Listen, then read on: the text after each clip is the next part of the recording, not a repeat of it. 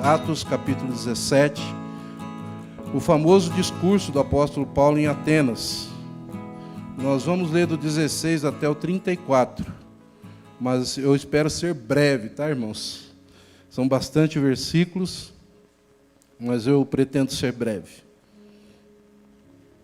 Discurso de Paulo em Atenas, quando ele estava esperando ali por Silas e Timóteo, que iam ter com ele. Nesse interim, ele teve uma experiência ali transcultural na cidade de Atenas, que gerou um dos mais belos sermões da palavra de Deus, sem dúvida nenhuma, que muito tem a nos ensinar. Diz assim a palavra de Deus: enquanto Paulo os esperava em Atenas, versículo 16, tá? Enquanto Paulo os esperava em Atenas, o seu espírito se revoltava em face da idolatria dominante na cidade. Por isso dissertava na sinagoga entre os judeus e os gentios piedosos, também na praça, todos os dias entre os que se encontravam ali. E alguns dos filósofos, epicureus, estoicos, contendiam com ele, havendo quem perguntasse: que quer dizer esse tagarela? E outros: parece pregador de estranhos deuses, pois pregava Jesus e a ressurreição. Então, tomando consigo, levaram ao Areópago, dizendo: poderemos saber que nova doutrina é essa que ensinas? Posto que nos trazes aos ouvidos coisas estranhas, queremos saber o que vem a ser isso. Pois todos de Atenas e os estrangeiros residentes de outra coisa não cuidavam senão dizer ou ouvir as últimas novidades. Então, Paulo, levantando-se no meio do Areópago, disse: senhores atenienses, em tudo vos vejo acentuadamente religiosos, porque passando e observando os objetos de vosso culto, encontrei também um altar, no qual está inscrito ao Deus desconhecido.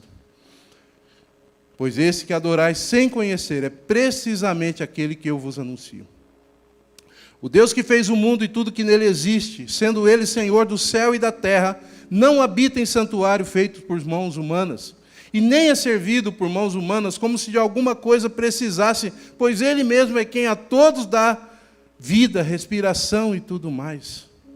De um só fez toda a raça humana para habitar sobre toda a face da terra, havendo fixado os tempos previamente estabelecidos e os limites da sua habitação. Para buscarem a Deus, se porventura tateando possam achar, bem que não está longe de cada um de nós. Pois nele vivemos e nos movemos e existimos, como alguns dos vossos poetas têm dito, porque deles também somos geração.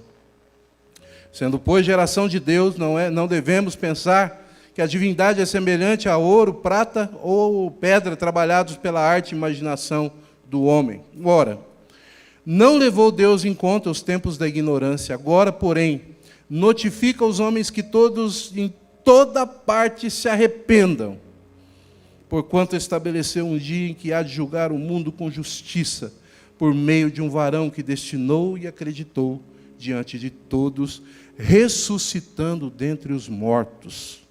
Quando ouviram falar de ressurreição de mortos, uns escarneceram e outros disseram: a respeito disso te ouviremos em outra ocasião. A essa altura, Paulo se retirou do meio deles. Houve, porém, alguns homens que se agregaram a ele e creram.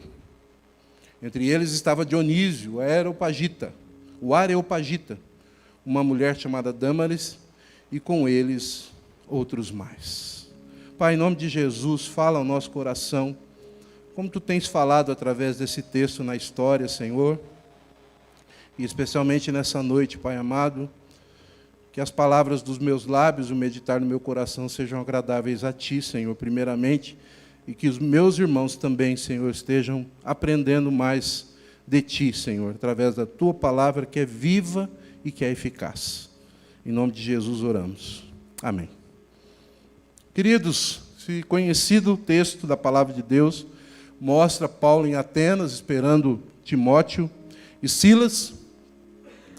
E, enquanto isso, ele observava as pessoas cultuando e, com certeza, também a grande beleza cultural da cidade de Atenas. Eu gosto muito de viajar.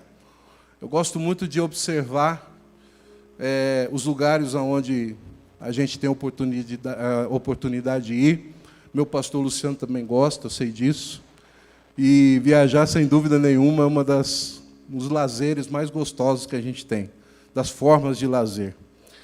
E sempre quando eu viajo, eu tenho o costume de observar a beleza da criação de Deus e também a beleza do mandato cultural, que também é a criação de Deus, aquilo que o ser humano, com a capacitação vinda de Deus, da graça comum, tem capacidade de fazer, as edificações, as artes, as cidades que são construídas, o urbanismo, a organização da cidade. É muito bonito, irmãos, perceber como que Deus, Ele deu ao ser humano a capacidade de criar coisas tão belas. E um mundo belo também, porém, esfacelado pelo pecado, mas que continua sendo belo, continua sendo digno de contemplação. E essa contemplação, meu querido Jorge, não é só daquilo que Deus criou, como a fauna, a flora e as belezas naturais. Claro, é também daquilo que o ser humano cria, porque é Deus que o dá a capacidade. Dá a impressão, me parece, que é isso que Paulo ficou fazendo em Atenas durante esse tempo que ele estava ali esperando Silas e Timóteo. Mas essa espera, aparentemente despretensiosa, gerou uma história belíssima e um sermão maravilhoso. Paulo, enquanto esperava, ele observa o culto e o seu coração, as suas entranhas se comovem diante da idolatria, da falta de Deus, diante do pecado que havia na cidade, diante da quantidade de deuses que haviam naquela cidade. Há uma frase famosa que dizia que é mais fácil encontrar um Deus do que um homem em Atenas, naquele tempo. Era mais fácil encontrar um Deus do que um homem. Tamanha a quantidade de deuses que existiam ali. Paulo, então, ele se comove com aquilo, ele fica indignado, e ele, então, começa a pregar. Ele vai primeiro na sinagoga, e ele fala com os gentios piedosos. Haviam gentios piedosos, que são aqueles que não eram judeus, mas que tinham e que admiravam uma ética de vida. Ele fala na praça, na ágora, ele disserta a respeito da fé cristã. As pessoas se interessam, alguns chamam ele de tagarela, de falador, de conversador. Mas ele não está nem aí, ele continua falando, continua pregando. Até que alguns se interessam pela capacidade argumentativa de Paulo e das coisas que ele vinha falando. Alguns dizem que ele estava falando sobre Jesus e a ressurreição, como se fossem deuses diferentes. Eles achavam que Jesus era um Deus e a ressurreição era outro Deus.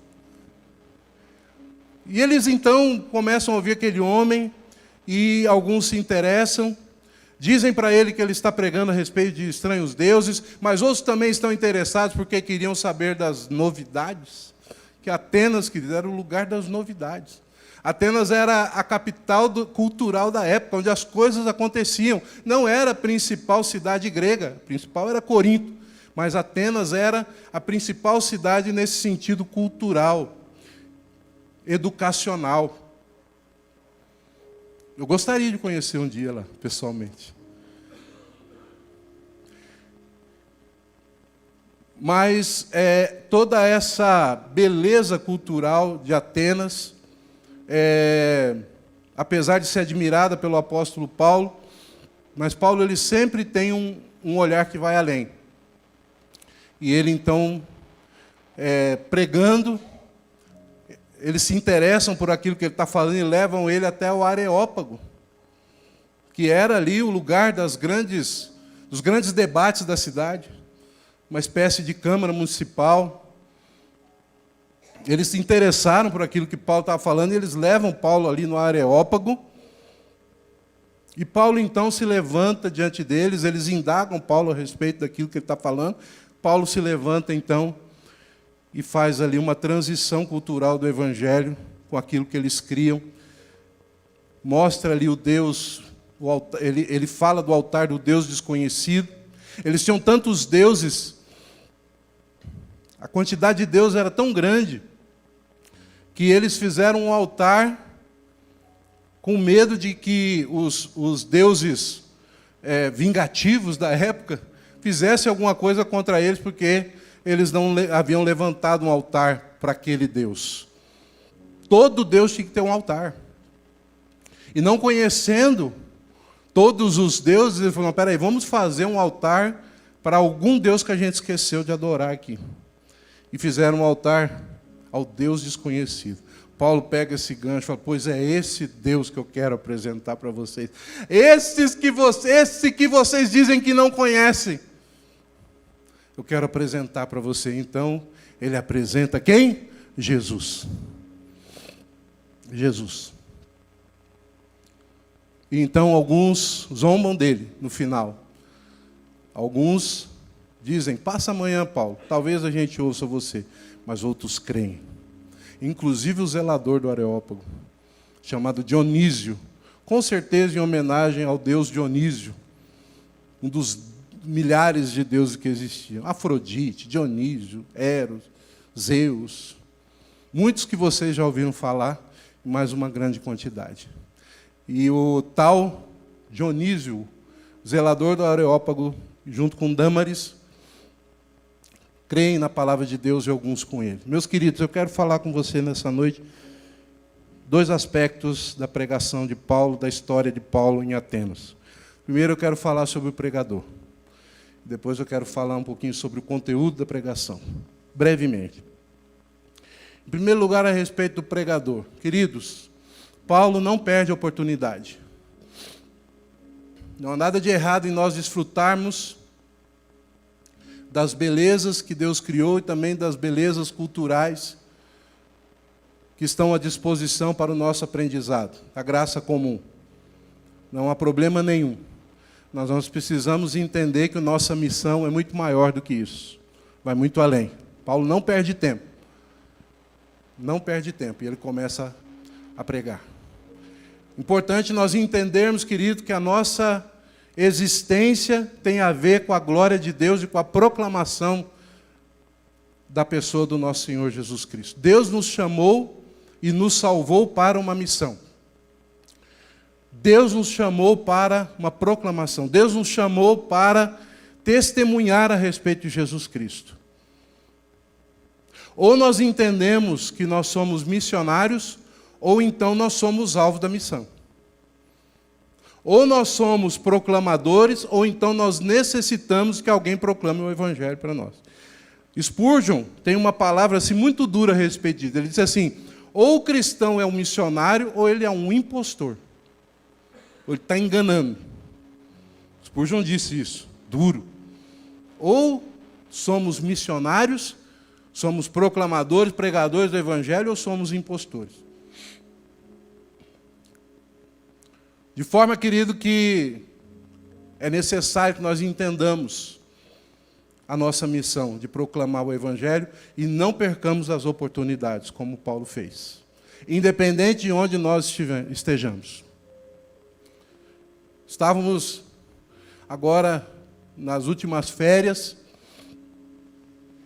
e estávamos na cidade de Bombinhas, Santa Catarina, e a gente passava ali, de vez em quando, uma barraquinha onde se vendia pastel, aquelas coisas, né, irmão? Vocês imaginam, né? Aquelas coisas gostosas que vem na praia. E o moço que vendia, sempre conversando com a gente conversando e tal, e aí, louvado seja Deus, irmãos, eu tive uma oportunidade maravilhosa. Escuta, o que vocês fazem? Ele perguntou. Lohane falou, eu sou farmacêutica, bioquímica, tal, eu sou pastor. Quando eu falei que eu sou pastor, ele me olhou como se eu fosse um ET, primeiramente. Né, pastor? E depois ele começou a perguntar algumas coisas, o povo sempre está interessado, né? Assim como se interessaram pelo discurso de Paulo, é sempre uma novidade. Eu tive a oportunidade, irmãos, de pegar alguns ganchos das perguntas sobre a minha vocação, e falar de Jesus para aquele moço. E foi um momento muito interessante. E foi um momento em que a gente teve a oportunidade, nas férias, irmãos, assim, despretensiosamente, observando as belezas naturais, e de repente Deus nos dá uma oportunidade. Irmão, não perca a oportunidade, em nome de Jesus, amém? Ou nós somos missionários, pregadores, ou somos impostores. Ou tem alguma coisa errada. Então, se de repente você não tem atentado para essa necessidade de proclamar o Evangelho, peça socorro, tenha cuidado, que alguma coisa está errada.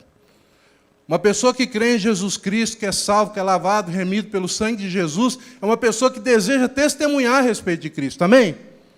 E Paulo faz isso. E o que gera essa pregação de Paulo? Indignação com o pecado. O fato de Paulo observar a beleza cultural e o culto, e talvez a arquitetura de Atenas, não impediu que o coração dele se entristecesse com o pecado. O coração dele, as entranhas dele se comoveram. O texto diz que o espírito de Paulo se revoltava, ele ficou indignado. E isso levou ele a pregar. Por quê? Porque ele percebeu que aquelas pessoas, apesar de parecerem muito felizes, inteligentes, capazes, e aquela beleza, e o culto parecer muito sincero, eles estavam totalmente perdidos na idolatria, no pecado. Nós não podemos, irmãos, deixar de nos indignar com a miséria humana sem Deus. Nós não podemos deixar de nos indignar contra alguém que não conhece a palavra de Deus e por isso peca contra Deus. Lembra que o pastor Luciano leu aqui o texto do Salmo 119, onde o salmista diz que lâmpada para os pés dele, luz para o caminho, que ele guardou a palavra para não pecar contra Deus. E o que estava acontecendo lá em Atenas era justamente o contrário. Eles não conheciam a palavra e por isso eles pecavam contra Deus da forma mais vil, através da adoração a muitos outros deuses, o que é abominável diante de Deus. Então, queridos, nós não podemos deixar de nos indignar contra o pecado. Nós não podemos nos acostumar a esse mundo. Nós não podemos tomar a forma desse mundo e achar que está tudo bem. Nós não podemos perceber a idolatria, o pecado, a maldade e vivemos como se tivesse uma caminhada na praia. Vivemos como se nada tivesse acontecendo, como se o pecado não ofendesse a Deus. Não podemos, meus irmãos, de jeito nenhum. Paulo ficou indignado. E o que isso gerou nele? Proclamação do Evangelho. E ele, em primeiro lugar, os comentaristas dizem que ele vai primeiro na sinagoga, por quê? Porque os judeus, eles acreditavam em um só Deus. Eles não conheciam Jesus Cristo ainda, mas eles eram monoteístas, e são. E os comentaristas dizem que Paulo vai primeiro, como sempre vai na sinagoga, justamente para dizer, escuta, vocês creem num só Deus, vocês não estão vendo isso aqui não? Vocês não vão fazer alguma coisa? Paulo vai lá e fala com eles, fala de Jesus para ele, fala com os gentios piedosos, é chamado de tagarela, e depois prega no Areópago. Meus amados, em nome de Jesus, não deixe de pregar, não deixe de se revoltar contra o pecado. Presta atenção no que você está vivendo, nas coisas que estão acontecendo à sua volta, e perceba onde Deus, e como Deus muitas vezes tem sido aviltado, como Deus tem sido ofendido por causa do pecado. Nós precisamos, irmãos, ter essa visão de Paulo, ter essa sensibilidade do apóstolo, e isso deve gerar em nós o desejo de testemunhar. Existem pessoas lá na sua Atenas, lá na sua faculdade, lá no seu trabalho, porque Atenas é lá o seu trabalho, a universidade onde você estuda, onde você dá aula, a cidade onde você mora, de repente você está nos vendo pelas redes sociais, mora em outra cidade. Atenas é esse mundo. E de repente você está lá em Atenas, no seu trabalho, e existe uma pessoa ali perdida, existe uma pessoa que não conhece Jesus e por isso idólatra das mais diversas formas, mergulhada no pecado. Ela precisa conhecer a palavra de Deus para não pecar contra Deus. Esse é o Evangelho, meus amados. Amém? Proclame a palavra. Não deixe de se indignar. Dificilmente nós vamos pregar, irmãos, se nós não ficarmos indignados contra o pecado. Dificilmente. Mas Paulo faz uma outra coisa que é um aprendizado para nós aqui. Ele estabelece uma ponte cultural. Ele se aproveita do altar ao Deus desconhecido para pregar. Ele faz uma ponte. Ele constrói uma ponte cultural e aproveita daquilo que ele observou na cidade para poder pregar a Jesus Cristo. Isso também é importante, irmãos. Você percebe que Paulo em nenhum momento ele é mal educado. Em nenhum momento ele chega e já começa falando assim, seus idólatras. Não. Vocês perceberam isso? Em nenhum momento. Ele vai pelo discurso. Ele prega em alto nível. Ele conhece os filósofos da época, os estoicos, os epicureus. Ele dialoga com a cultura. E é isso que nós precisamos fazer também, querido. Dialogar com a cultura sem nos misturar com a cultura. Eu costumo dizer que não existe cultura pecaminosa, mas existe pecado em todas as culturas. Existe o pecado em todas as culturas. E apesar de bela, a cultura grega estava manchada pela idolatria.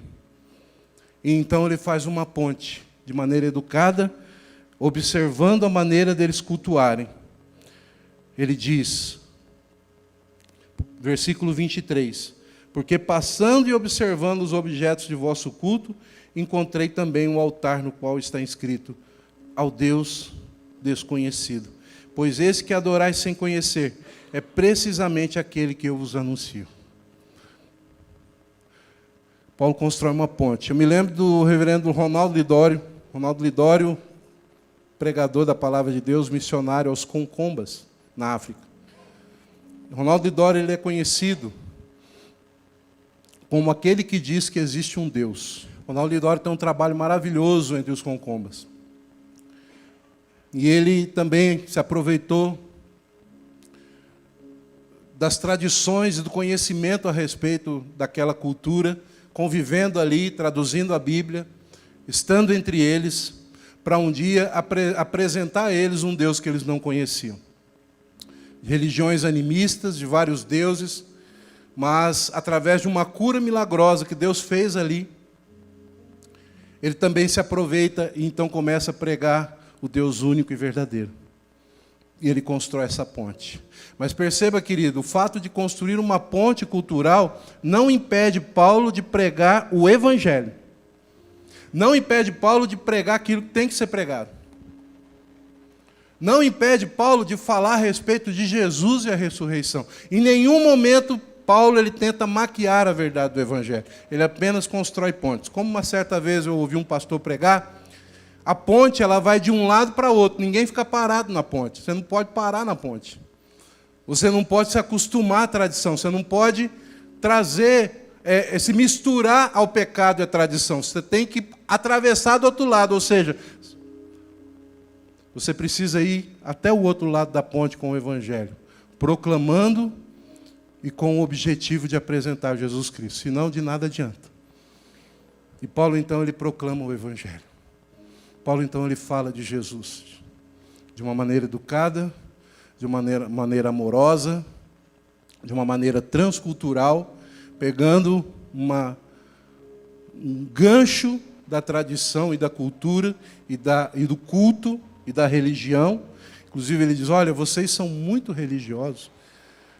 Percebendo o anseio que eles tinham em conhecer Deus, mas por causa de não conhecerem a Deus, eles adoravam vários deuses e tentavam satisfazer o seu vazio no coração, buscando que todo mundo tem por Deus. Eles satisfaziam com o pecado e com a idolatria de vários deuses.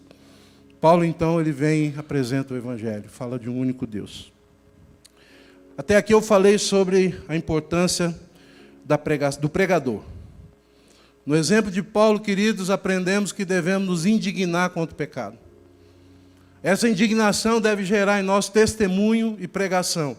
E nós devemos observar e fazer pontos culturais para poder pregar o Evangelho. Mas agora eu quero centrar naquilo que Paulo diz. Porque, irmãos, nós não podemos abrir mão do que é o Evangelho. Existem muitas coisas sendo pregadas nos nossos dias, mas que não são o Evangelho. Existem muitas aberturas de Bíblia sendo realizadas, mas que não pregam o Evangelho. Que falam de um Deus garçom. Que falam de um Deus que está para servir o ser humano. Que não falam de arrependimento. Por isso é necessário, irmãos, que nós, com toda a indignação, amor, compaixão pelas vidas das pessoas que estão na idolatria, munidos do poder do Espírito Santo do Senhor, preguemos o Evangelho, a boa notícia da salvação. Então Paulo, ele diz no versículo 24, o Deus que fez o mundo e tudo que nele existe, sendo ele Senhor do céu e da terra, não habita em santuários feitos por mãos humanas. Aqui ele já dá a primeira pancada, porque lá existiam vários lugares feitos por mãos humanas, onde eles entendiam que residiam os deuses. Versículo 25, e nem é servido por mãos humanas como se alguma coisa precisasse, pois ele mesmo é quem a todos dá vida, respiração e tudo mais, e aqui ele dá a segunda pancada, porque eles ofereciam sacrifícios, que inclusive eles achavam que os deuses iam comer, eles ofereciam comida aos deuses. Porque os deuses que eles criam se alimentavam dessas comidas, frutas, sacrifícios. Então ele diz o seguinte, olha, esse Deus que eu estou apresentando a vocês, queridos, isso é o Evangelho, nós não podemos abrir mão dessas verdades. É um Deus criador. É um Deus que criou todas as coisas. E é um Deus que sustenta todas as coisas. É Ele quem sustenta e dá tudo a nós. Não somos nós que precisamos dar alguma coisa a Ele, a não ser a nossa adoração. Esse Deus, Ele não é servido por mãos humanas, Ele não é um Deus criado, Ele é autocriado. Ele não precisa de nada de nós, Ele se revela a nós pela sua misericórdia, pela sua bondade, pela sua graça. Ele entrega o seu Filho. Quando nós nos afastamos dele, Ele entrega o seu próprio Filho para mediar a nossa relação com Ele. Ele não é servido por mãos humanas, Ele não precisa de nós. Ele é quem dá a vida, a respiração e tudo mais. Ele está dizendo àquelas pessoas que Deus é quem sustenta todas as coisas.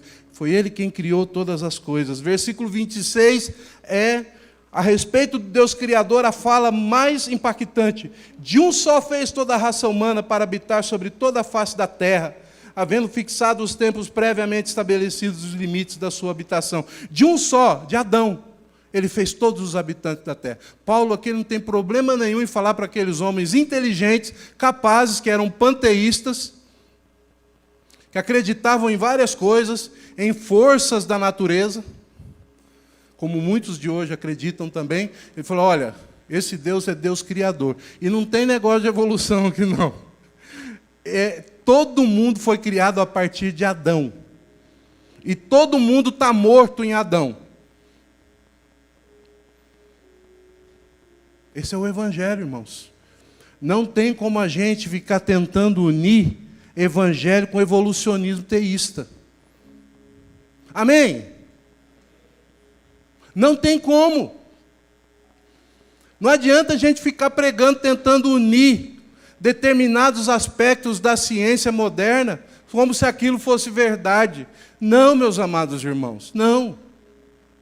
Paulo, ele não faz nenhum esforço para isso. Ele diz, inteligente, capaz, poliglota que ele era, conhecedor de todas as culturas. Ele não faz nenhum esforço para tentar maquiar o Evangelho, falar que, olha, não, de repente foi alguma força que criou, não, de repente Deus criou lá uma bactéria e ela evoluiu. Não. Ele fala assim, de um só homem, nós sabemos que é Adão, Deus fez toda a raça humana. E é claro que o Evangelho, nós sabemos que nesse homem todos pecaram, porque esse homem, juntamente com sua esposa Eva, pecaram contra Deus. Então o pecado veio ao mundo. Então, queridos, não tentemos. Uma coisa é nós construirmos pontes culturais, outra coisa é nós maquiarmos o Evangelho. Não dá. O nosso Deus é criador. Amém? E Ele não precisa de nada. Não precisa de nada da nossa parte. Tudo que nós fazemos é porque Ele se revelou a nós. Foi Ele que fez todas as coisas. E nós somos cuidados e somos sustentados por Ele. Porque Ele é bom. Porque a sua misericórdia dura para sempre. Porque Ele decidiu assim nos sustentar. Inclusive aqueles que não o adoram, que é a graça comum. Inclusive, Deus é tão bom que inclusive aqueles que viram as costas para Ele, Ele continua sustentando com ar, com respiração, com alimento e tudo mais. É a bondade de Deus. Versículo 28. Aliás, versículo 27. Aliás, ele fala ali também, de um só fez a raça humana, para habitar sobre toda a face da terra, fixou os tempos previamente estabelecidos, os limites de sua habitação, para buscarem a Deus, se porventura tateando possam achar, bem que não está longe de cada um de nós. Ele está dizendo, olha, vocês que estão buscando, pela sua religiosidade, pelo seu coração que deseja o eterno, porque todo ser humano, querido, na face da terra, tem em si a eternidade, ele deseja adorar algo. Tem o desejo pelo sagrado. Se ele não adorar Deus, ele vai adorar outra coisa.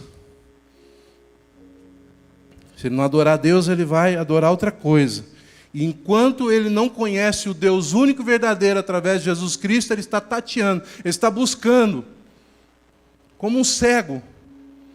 Ele está cego no seu entendimento, e ele busca vários deuses, até que então, pelo Evangelho, ele conhece a Jesus e a cegueira vai embora. E ele está dizendo àqueles homens e mulheres idólatras, olha, esse Deus poderoso que criou todas as coisas que eu estou apresentando, esse Deus que vocês dizem que não conhecem, Ele não está longe de nós, amém? Ele não está longe de nós. Eu quero dizer, querido, para você nessa noite, Deus não está longe, amém? Ele está perto. Ele se revela. De repente você adentrou este lugar pensando que Deus é um Deus distante. O texto está dizendo que não, que Ele não está longe de nós. E nós precisamos pregar que esse Deus é um Deus próximo, é um Deus presente, amém? É um Deus presente. Não podemos deixar de dizer isso. E não podemos deixar de crer nisso. Pois nele vivemos, versículo 28, e nos movemos, e existimos, como alguns dos vossos poetas têm dito, porque deles também somos geração. Sendo, pois, essa geração de Deus, não devemos pensar que a divindade é semelhante a ouro, prata ou a pedra trabalhado pela arte e imaginação do homem. Ora, não levou Deus em conta os tempos da ignorância, agora, porém, notifica aos homens que todos em toda parte se arrependam. Olha, meus queridos, ele está dizendo, olha, esse Deus, ele não precisa de nada representando para ser adorado. Ele é espírito. Ele criou todas as coisas. Ele não é semelhante a ouro, a prata. Ele não é trabalhado pela arte e imaginação do homem. Dizer isso para eles que valorizavam tanto isso era algo impactante. Era algo impactante, querido. E ele dá aqui uma palavra contundente. Olha, esse Deus que eu estou apresentando a vocês, ele não é feito de ouro. Vocês estão adorando deuses falsos. Vocês estão adorando deuses de ouro e prata. E é necessário que vocês se arrependam, porque ao adorar deuses de ouro, de prata e outras coisas que não é Deus, o Deus verdadeiro, vocês estão ofendendo esse Deus. Vocês estão provocando a ira desse Deus. Deixa eu fazer um parênteses aqui, querido. A mais sincera devoção religiosa não impede que Deus seja ofendido pela idolatria. Às vezes nós olhamos para determinadas pessoas, né? Aquela senhorinha, aquele senhor, aquela pessoa tão sincera na sua religiosidade, pois se ele não adora o Deus verdadeiro, ele está ofendendo gravemente a santidade de Deus, e ele será alvo da ira de Deus, se não assim se converter dos seus maus caminhos. É por isso que Paulo, queridos, ele não amacia, ele diz, arrependam-se. Tem muita gente pregando o evangelho e não falando mais de arrependimento. Arrepender-se, querido, é reconhecer-se como pecador, é reconhecer o caminho errado. Arrepender-se é começar de novo, é deixar as coisas velhas para trás. É reconhecer que ofendeu a Deus, é reconhecer que está no caminho errado. Queridos, e tem muitas pessoas, infelizmente, nas igrejas, que estão buscando a Deus, mas não têm arrependimento. Que não mudaram de vida, porque o evangelho, a graça que salva, é uma graça que transforma. Não tem como a gente ficar como era. Paulo era perseguidor dos cristãos, ele mudou.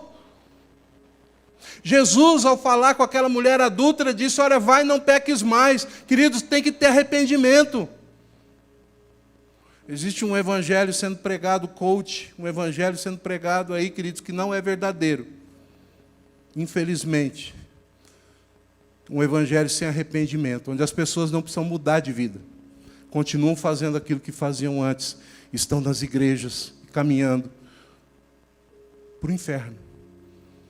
Porque o texto do apóstolo Paulo diz que é necessário que haja arrependimento.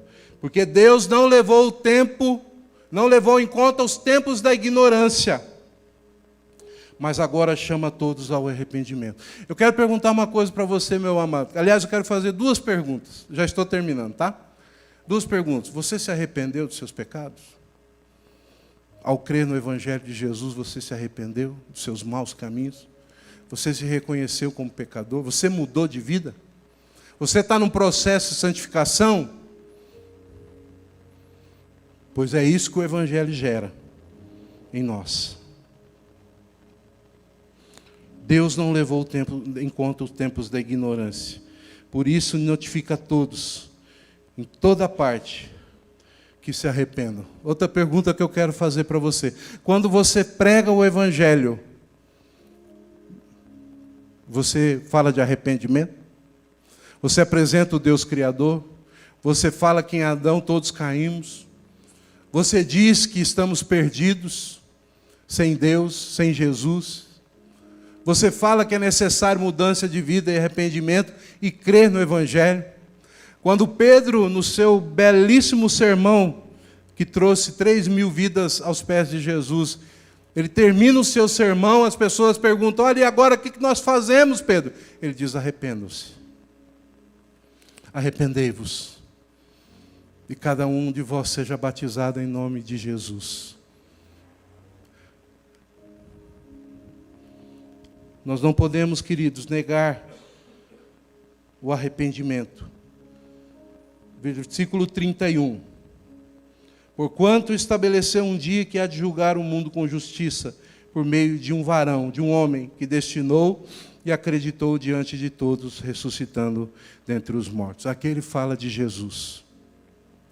Aquelas pessoas não acreditavam na ressurreição. Aliás, elas pensavam que Jesus era um Deus e a ressurreição era outra.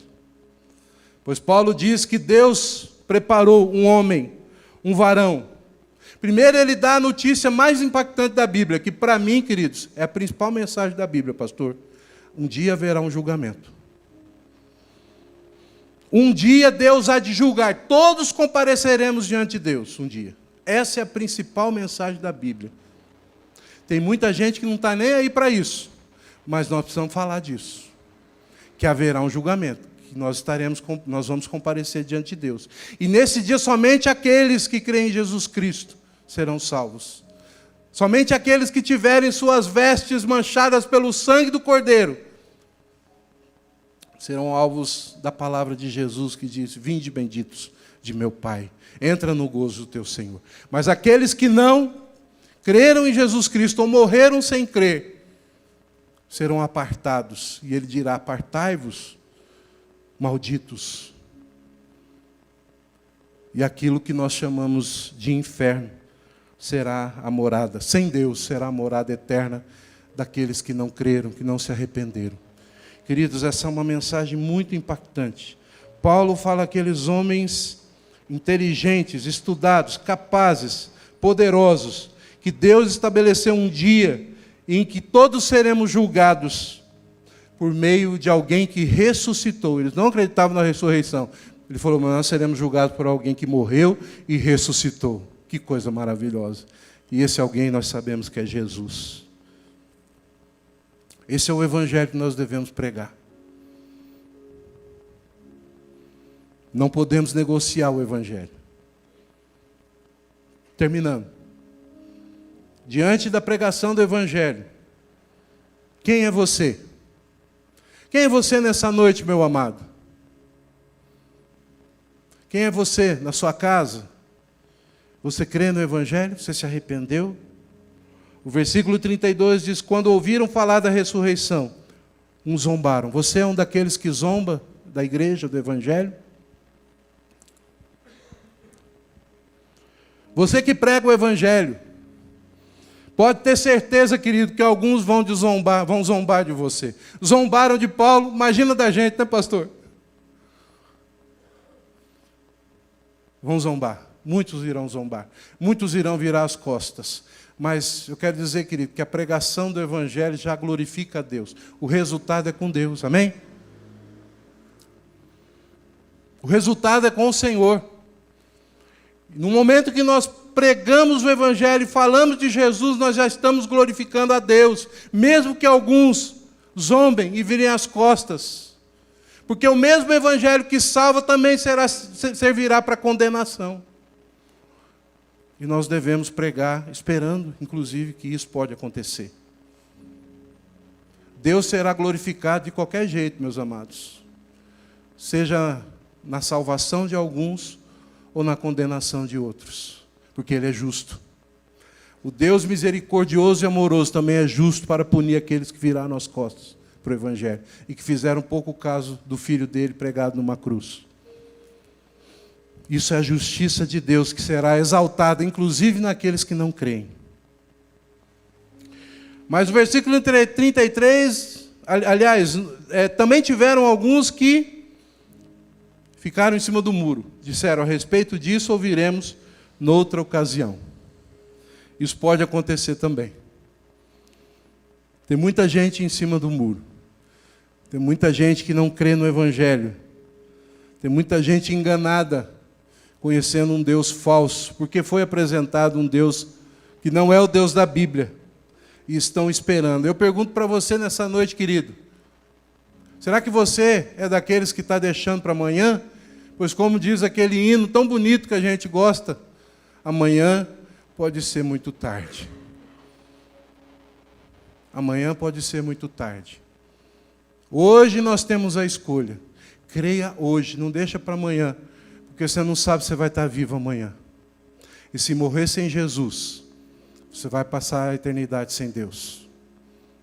Eu não sei se eu vou estar vivo daqui a 5 minutos. Ninguém de nós sabemos, não é verdade? Então creia. Amanhã pode ser muito tarde.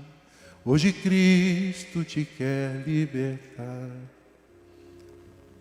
E nós precisamos também que pregamos estar preparados para aqueles que vão dizer: volta amanhã. A respeito disso, te ouviremos noutra ocasião. A esta altura, Paulo se retirou no meio deles. Ah, meus irmãos, mas também nós vamos, com certeza, encontrar aqueles que crerão. Quantas pessoas, pastor, receberam? Várias. Muitas batizadas na última festa dos frutos. Está vendo como vale a pena? Amém? Vale a pena pregar o evangelho de verdade, irmão, porque eu sei que essa igreja aqui não negocia o evangelho. O evangelho que é pregado aqui é o evangelho verdadeiro, do arrependimento. Que eu conheço esses homens aqui, eu conheço quem prega aqui. E louvado seja o nome do Senhor, que os frutos estão aí. E vocês aqui são frutos do Evangelho, que é pregado. Então, querido, pregue o Evangelho, porque você vai ter a oportunidade de ver pessoas como Dionísio, aquele que era o zelador do Areópago, se converter a Cristo e seguir a Jesus. E também uma mulher chamada Dâmaris. E o texto diz, outros mais.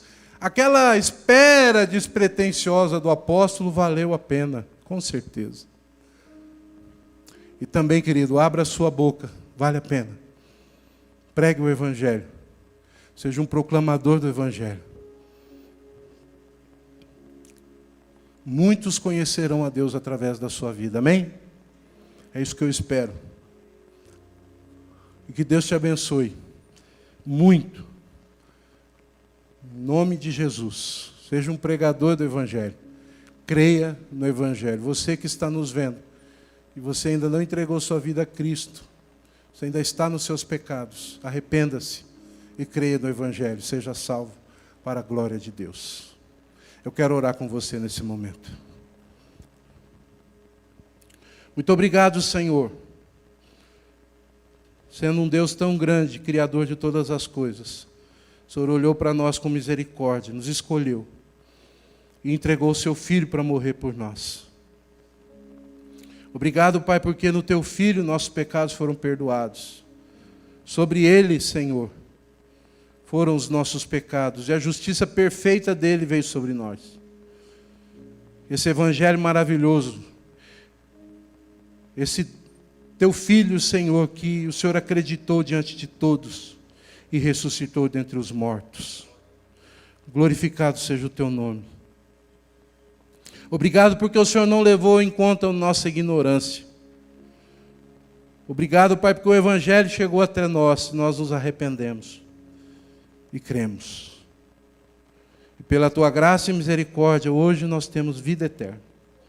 Hoje nós temos verdadeira paz.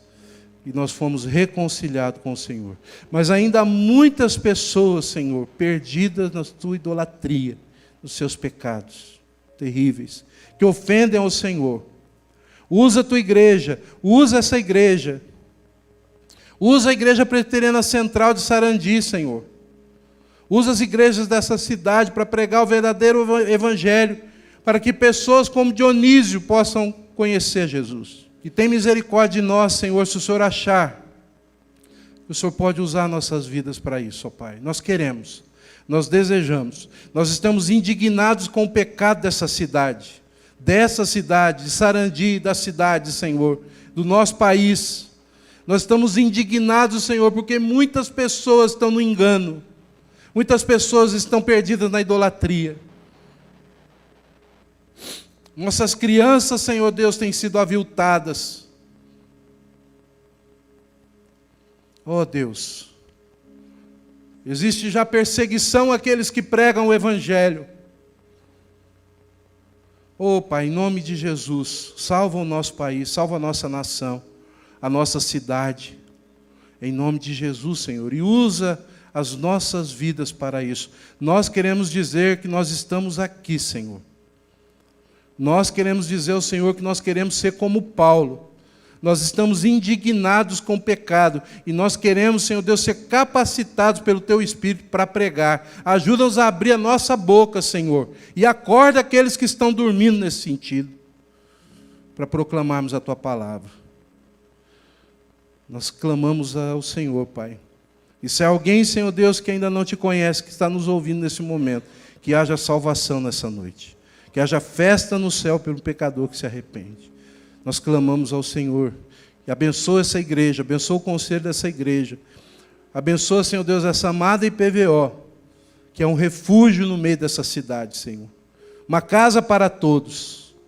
Abençoa para que essa igreja continue testemunhando, pregando o verdadeiro Evangelho de Jesus. Assim nós oramos no nome dEle, que vive e que reina para todo sempre. No nome de Jesus. Amém.